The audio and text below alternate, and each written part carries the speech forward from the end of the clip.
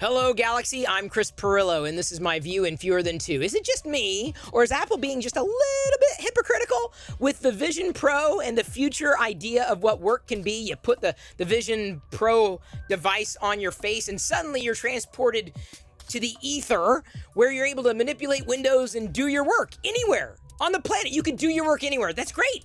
That must mean Apple is all in on remote work, right? Because that's what they see as the future.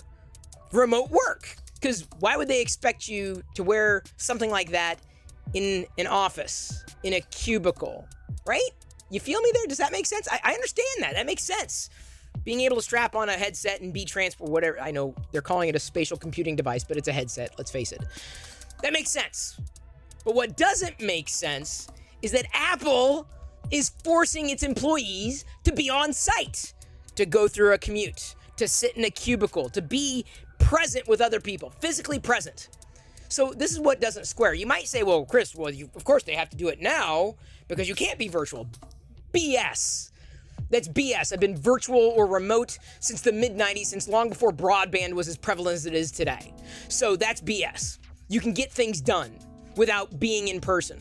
So is the idea that we need to be in person indefinitely then? Then why are you building the Vision Pro? For other people, but not for yourselves? I mean, like, imagine Apple building the iPhone to not use it themselves. Imagine them building anything to not intend to use themselves. It doesn't square.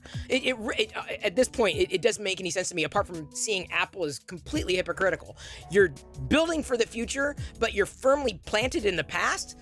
Come on, make up your mind. Dog food this thing. Make it work. Make it work well.